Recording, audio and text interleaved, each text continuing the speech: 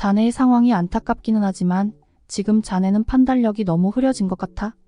원래 뇌라는 게 한번 망가지면 세계 최고의 의사가 오더라도 절대 고칠 수 없는 거야. 그런데 미국도 아니고 한국에 가겠다니? 세계 최고라 자부하는 미국 기업에서 근무하던 직장 동료들은 뇌를 치료받기 위해 한국에 가겠다는 미국 남성의 말을 부정적으로 생각하고 있습니다. 하지만 그럼에도 소신있게 한국으로 향했던 이 미국 남성은 한국 덕분에 새 삶을 살 수 있게 되었다고 하는데요. 안녕하세요. 저는 실리콘밸리 IT 기업에서 근무하는 40대 프로그래머입니다. 저는 프로그래머로서 지난 15년 동안 일해왔어요. 세계적으로 알려진 IT 기업에서도 근무하며 경력을 쌓았고 나름대로 업계에서 인정받으며 경제적으로도 꽤 안정을 찾았죠. 저와 비슷한 시기에 활동한 개발자 중에는 수천억 가치의 기업을 창업해 부자가 된 친구들도 있지만 저는 일개 개발자의 삶에도 충분히 만족하고 있었어요. 비슷한 나이대의 다른 사람들보다는 확연히 높은 연봉을 받았고 최신식 전기 자동차와 교외의 단독주택까지 얻을 수 있었죠. 결혼은 안 했지만 항상 여자친구가 있었기에 외롭지는 않았어요. 한 가지 아쉬운 점은 IT 기업 특유의 경쟁적인 문화였죠. 미국의 IT 기업들, 그 중에서도 실리콘밸리의 기업들은 경쟁과 혁신을 통한 성장을 추구하기에 멈춰있는 때가 없는 경우가 많아요. 더욱이 디지털 기술은 그 발전 속도가 매우 빠르기 때문에 개발자들은 언제나 실패를 진단하고 보다 빠른 발전 속도와 유연성을 갖추도록 노력해야 하죠. 저도 이러한 도전적인 문화가 익숙한 편이기는 하지만 간혹 지나친 업무와 피로감에 지칠 때가 많았어요. 특히 개발이라는 업무는 신체적인 작업뿐만 아니라 정신적인 부담도 크기 때문에 종종 두통에 시달리고는 했죠. 하지만 근무 시간이 유연하고 성과급도 높은 데다 수평적이고 전문성을 갖춘 업무가 마음에 들기도 했어요. 아직은 20년 넘게 일할 수 있을 거라 믿었죠. 그런데 언제부터인가 몸에서 이상 신호가 발생하기 시작했어요. 처음에는 가벼운 두통 정도였으나 점차 관자놀이를 찌르는 심각한 통증으로 발전했어요. 타이레놀 등의 진통제를 복용해도 그 순간만 괜찮아질 뿐 근본적인 해결책이 되진 않더라고요. 여기에 종종 현기증이 생기더니 귀가 잘 안 들리거나 눈앞이 캄캄해지는 증상이 나타났어요. 몸이 피로한가 싶어서 며칠간 휴식도 취해봤지만 크게 개선이 되지는 않았고 막 프로젝트가 시작된 참이라 오랫동안 손을 놓을 수도 없었죠. 다시 업무를 재개해봤으나 사소한 것이 잘 기억이 나지 않고 업무에 집중하기 힘들어지면서 정서적인 불안증까지 생겼어요. 아무런 이유 없이 모든 일이 잘못될 것 같은 무력감이 찾아왔지요. 어느 아침엔 속이 메스꺼워져 구토를 하다가 발작으로 쓰러지기까지 했어요. 그제야 정말 몸에 큰일이 생긴 거라 직감했죠. 병원에 찾아가 검사를 받은 뒤 뇌종양 판정을 받았어요. MRI로 촬영한 필름을 보니 두뇌 사이에 아주 조그만 용종 같은 게 있더라고요. 어째서 이런 것이 생겼는지 의사에게 묻자 정확한 원인은 모르겠지만 암과 같이 이상 증식하는 세포가 비정상적으로 분열한 결과라더군요. 다른 암과 마찬가지로 몸의 면역력이 줄어들어서일 수도 있고 유전적인 원인 혹은 방사선이나 유해물질 등에 노출되는 등의 현상이 원인이 될 수 있다고 하는데 워낙에 원인이 복합적인 병이다 보니 추적이 어렵다고 했어요. 병원에서는 곧장 입원하는 걸 추천했어요. 뇌종양을 방치하면 증상이 점차 악화할 수 있는 데다 신경학적 손상을 입어 뇌의 특정 부위나 기능이 영구적 손상을 입을 수 있다더군요. 특히 뇌는 우리 몸의 신경물질이 밀집된 곳이라 신체 어느 곳에서 문제가 발생할지 예측하기 어렵다고 했어요. 심각하면 완전히 시력이나 청력, 운동 능력을 잃어버릴 수 있다는 말에 저도 곧바로 회사에 연락해 휴직을 신청했죠. 아무리 경력이 중요하다 해도 건강을 잃을 수는 없는 일이니까요. 저는 이미 뇌종양이 상당히 진행된 상태였어요. 약물이나 보존 치료보다는 수술을 통해 종양을 제거하는 게 적합했죠. 우선은 방사선 치료와 약물을 이용한 화학치료로 종양의 크기를 줄인 뒤 절개 수술을 통해 뇌 안의 종양을 완전히 제거했어요. 생명이 위험할 만큼 쉽지 않은 수술이었고 수술이 성공한 후에도 1년 넘게 재활치료 받아야 했어요. 다시 걷는 법부터 손과 발을 움직이는 방법과 대화하는 방법까지 다시 익혀야 했죠. 그래도 빠른 조치를 받은 덕분에 2-3년 뒤엔 업무 일선에 복귀할 수 있었어요. 하지만 신체가 완전히 회복된 건 아니었죠. 뇌종양 치료는 뇌에서 발생한 암 조직의 일부를 제거하는 것이며 이 과정에서 정상 세포를 손상할 가능성도 다분하기에 수술 후 어느 정도 신경장애가 발생할 수 있어요. 저 역시 시간이 지나도 회복되지 않는 문제점이 있었죠. 우선은 기억력과 집중력이 저하되는 인지장애 문제가 발생했는데 세세한 코드를 다루고 버그와 오류를 고쳐야 하는 개발 업무에 상당한 불편이 됐어요. 의사 말로는 방사선 치료받는 도중 뇌세포가 손상됐을 가능성이 있다고 하더군요. 게다가 근력이나 운동 장애도 발생했는데 가만히 있는데도 손과 발이 떨리는 증상이나 몸의 균형을 잘 잡지 못하게 되는 문제가 발생했어요. 어떨 땐 가만히 누워있거나 앉아있기도 어려울 만큼 현기증이 나서 혼자서 거동이 불편할 때도 있었죠. 게다가 시간이 지날수록 이러한 증상이 심각해졌어요. 언제 발생할지 모를 낙상이나 추락사고가 걱정됐죠.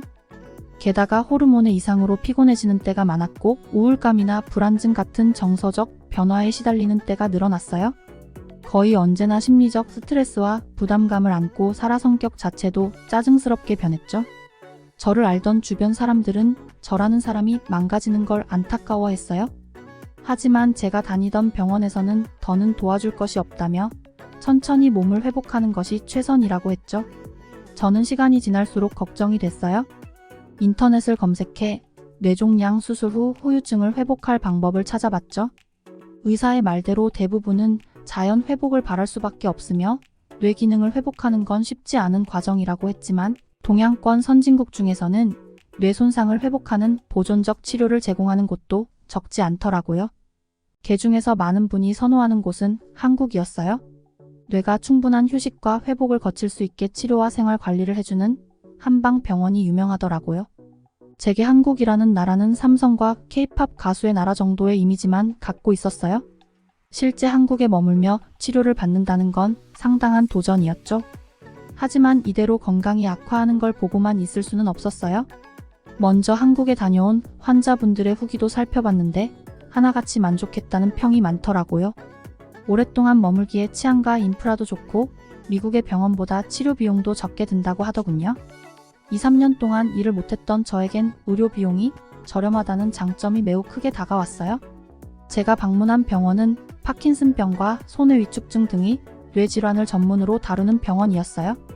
파킨슨병은 뇌의 기능이 저하되어 발생하는 신체 질환인데 그 원인이나 양상은 다르지만 기능을 회복하는 과정의 치료 방법은 서로 일맥상통한다고 하더군요. 의사 선생님은 저의 일상생활에서 발생하는 여러 문제점에 대해 차근차근 진단해 주셨어요. 운동은 하고 있는지, 밤에 잠은 잘 자고 있는지, 성관계 문제는 없는지 하나하나 짚어주셨죠. 저는 약간 놀랐는데 CT나 방사선, MRI 등의 기기를 통해서만 환자의 신체를 확인하던 미국의 병원과는 상당히 다른 방식이었기 때문이었어요. 선생님은 숙면이 가장 중요하다고 말씀해 주셨어요.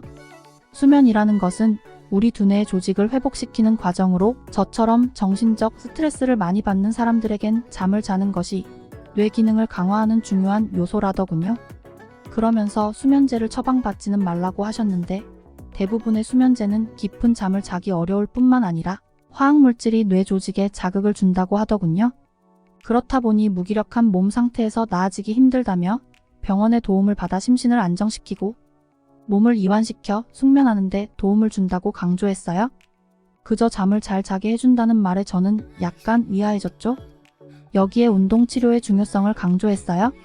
제가 신경 이상에 시달리다 보니 이전에 비해 운동하는데 부담을 갖게 됐는데 이러한 신경증을 침과 지압 등으로 풀어주며 복부와 허리 등 신체를 떠받치는 근육을 강화하는 방식의 운동을 가르쳐 주셨죠.